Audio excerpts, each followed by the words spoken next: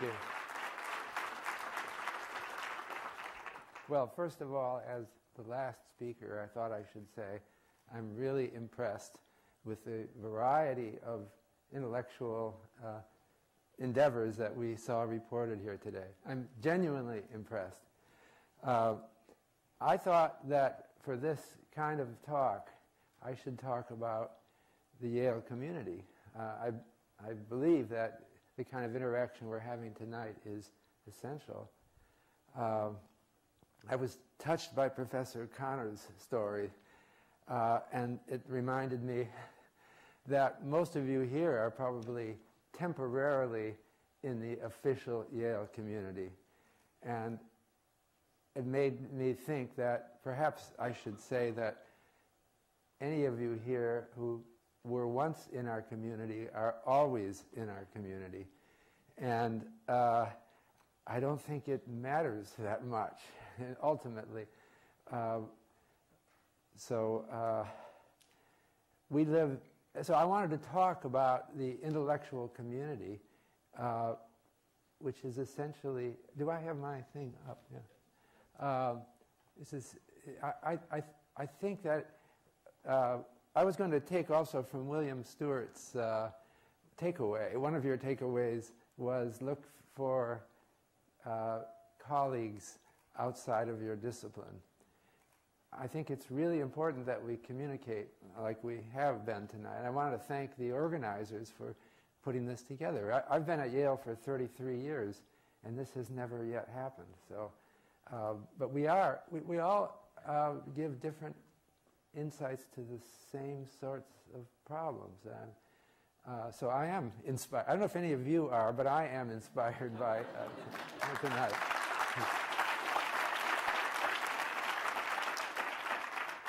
So the theme that I was going to make for my talk is bubbles.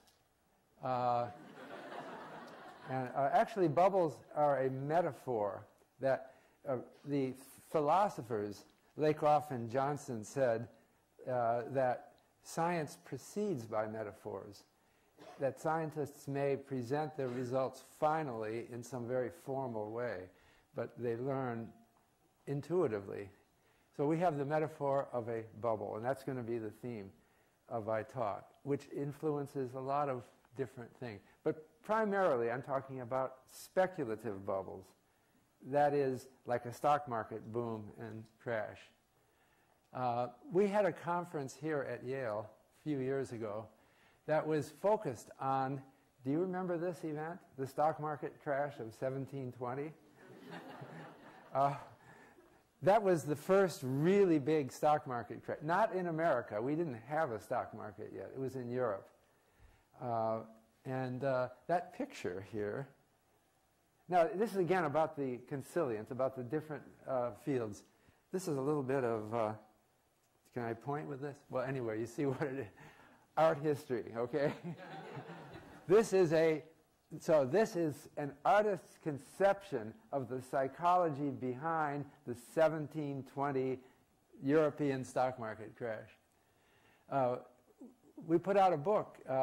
You can see I was the writer of the foreword, but it involved Will Getzman, Garrett Rowenhurst here at Yale, and Catherine Labio. She was at Yale. There's another story of someone. She's now at the University of Colorado, but still an esteemed member of our community. And Timothy Young, you see at the bottom, was one of the curators at the Beinecke Rare Books Library. So how did we get all these different people into analyzing a stock market crash of 1720? It's because these events are complex, and there's many different perspectives on it. So here are some of the people that are here at Yale now that are connected with, in my mind, understanding the kind of event. If you look at that picture, which I just showed you, the picture illustrated the conviction that many people had, let's say in 1719, when this bubble was really growing, something's wrong here. People are being crazy. But they couldn't prove it. And many of the smartest people seem to be drawn into this crazy bubble. So how do we understand something like that? Well, I'm just listing some of the people at Yale. Laurie Santos and Dayo Lee are monkey and brain people, okay? But it's looking at a kind of, it's not even human behavior, but it's kind of primitive behavior that underlies our behavior, and I think it's relevant. I won't explain all that, but Nick Barbaras and Gary Gorton at the School of Management are theorists of bubbles, but they're not pure theorists. They look more broadly, including psychology, principles of psychology. You can see how I'm getting the whole universe, not everyone, maybe just about everyone into this collection. If I leave someone out, please tell me how you are relevant to understanding bubbles too. But Jonathan Macy at the law school talks about regulating bubbles. John Akopoulos in the econ department does a theory of bubbles and leverage, why people borrow so much at certain times. And coming back to Catherine Labio, one of our co-authors in this book, she was in the Yale Comparative Literature and French department. So now, how in the world could we end up collaborating with someone? That seems like the most remote thing to economics. But it's not, because in fact, if you try to understand what was going on in 1719, 1720, there's this huge body of literature. People were writing about in many different, you have to read different languages, they're not translated, but many different European countries were talking about this amazing event going on. So she found a wonderful play, which was written in 1720, and we arranged to have, this is our undergraduates now, a group of our undergraduates put a performance of this play on for our conference. It was a most stimulating conference. The play depicted a young woman whose father was trying to arrange a marriage with her and a young man who was, he thought, very smart because he was making a lot of money in the stock market. And the daughter, we know that women were not pushovers in 1720 because she told her father, no way. And then she is saved by the stock market crash when he was revealed not so smart. So that's literature. So I wanted also to talk about bubbles in a slightly different context, and I'm hoping this will work. I'm trying to show, well, this will work. I just pressed this button again. Let me say, when I won the Nobel Prize in 2013, there was, as you mentioned, there was another Nobel Prize winner at Yale, and that's James Rothman, and he studied bubbles too. So, let's see if I can get, we're now switching to Stockholm. This is his Stockholm address. And let's see, this is a clip from it. See if this works. Physics of membrane fusion is not really the problem. The physics of fusing membranes, any vesicle membrane, is really no different, no more complicated, no less complicated than the coalescence of two soap bubbles, which is what you see here. A biological membrane is a lipid bilayer. It therefore consists of two lipid layers, and fusing two biological membranes to each other is literally the same as fusing two concentric soap bubbles together. The physics... Now, I don't know if you're impressed by this, but I was. I was extremely impressed by this. First of all, I'm just surprised that when you push... I never knew that. You see what happens, you push two bubbles together and they just become one bubble. And now what he says in his talk is that you don't maybe think about this very often, but every cell in your body is producing little bubbles called vesicles, which are transport vehicles for chemicals that are produced in the chemical factory in your brain. And those little bubbles are doing just what we saw, you know, like trillions of times in your body. And in fact, even your thinking, I mean, this is amazing. I'm totally amazed by this. Your thinking, you know, you have these synapses that join axons and dendrites in your brain, and these neurotransmitters go into the synapse. Well, they do it through these little bubbles. Anyway, I don't know what I'm talking about, but I know that he does, and it's really, really something. This is a picture from the party. The evening after we won the Nobel Prizes, and we've had too many bubbles, I think. But that's my wife, Ginny, who, by the way, is a clinical psychologist at the Yale Child Study Center. He started it. I wouldn't have. I'm not used to dancing with men in tuxedos, but I was in the mood at the time. So I wanted to say something just about collaboration and the community, the general intellectual community that we have. I first met Karl Case through people here at Yale. It was sort of a matchmaker. Sharon Oster here at the School of Management and Ray Fair at the Economics Department told me they were writing a book with Case at Wellesley College. They told me, join up with him. He's exactly who you need. And I did. It was an arranged marriage, sort of. I'm still working with him 30 years later. But one thing that we did back in the 1980s is we created new home price indices that revealed the bubble better. The blue line is now it's being published by Standard & Poor's. It's the Standard & Poor Case-Shiller Home Price Index.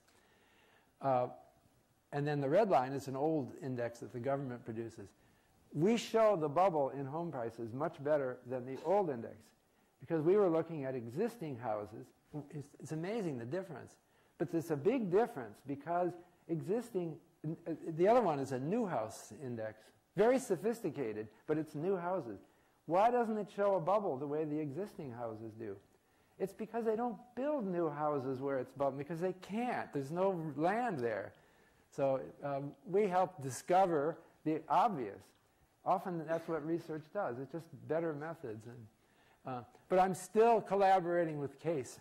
He's never been at Yale, but he's part of the Yale community because I met him through Yale, and I met him, and I continue to interact with him. And this just shows the same price index from 1890, the blue line. That's real inflation-corrected home prices from 1890 till the end of 2014. And you see this huge, do I have a pointer? I'll just point. You see it there. Doesn't that kind of stand out? But you know, nobody knew that because they weren't doing the calculations that we, anyway. I also, the second takeaway that Professor Stewart gave is be inspired by your students. So I didn't know you were going to say that, but I already put this slide up here. I thought I should mention one of my students here. Yeah, so John Campbell was my student here. He wrote his PhD dissertation under my supervision, and he left Yale and never came back. But he's been doing very well ever since. And by the way, he never came back to Yale, but he flew across the Atlantic to come to Stockholm to join me at the Nobel Prize ceremony. So we've been connected all these years. And the idea that we have, well, we had many ideas, but some of them, they just gradually grow as part of a broader scholarly community. So one idea we had was to calculate a price-earnings ratio differently. So this is our CAPE price-earnings ratio. It's been on my website since 1996. I keep updating it. And it seems to be gradually getting more and more attention as a way of measuring the pricing of the market. So here is what we're seeing with our ratio. The blue line shows how expensive the stock market is. Look how expensive it was in 1929. Remember in 1929? There was a stock market crash after it. Then 2000, it got even more expensive, and then it crashed. And now here it's at 27. Pretty expensive now. So, but what do we make of this? I don't know if I said this properly, but bubbles are a very complex phenomenon. Life it takes continual renewal of our intellectual efforts in order to try to understand these things.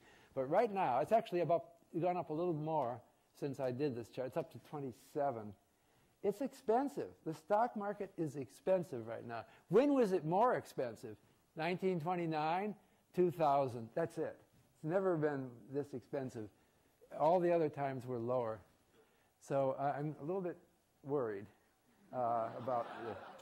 But the other thing, the other line is the red dashed line, is the long-term bond yield. And the long-term bond yield, look at that pattern. In 1981, you don't remember this maybe. Some of you may remember this. It was up like 16%. That was the interest rate you would get on long-term bonds. What is it now? Well, it's actually a little lower than is shown, because I think it's under 2% for a 10-year bond. It's never been that low. I've got this history all the way back to 1881. It's never been as low as we are today. So what is driving? So I would say bonds are expensive, yields are low. There's no good place to put your money now. How do we understand that? Well, I think it gets back to, we need to bring in the French literature people. We have to understand what the zeitgeist is now. What is the sociology of now? And I think it's related to a lot of complex things. Like, for example, the fear of machines and robots replacing it. The fear that you younger people here have about whether your education will prepare you for the future.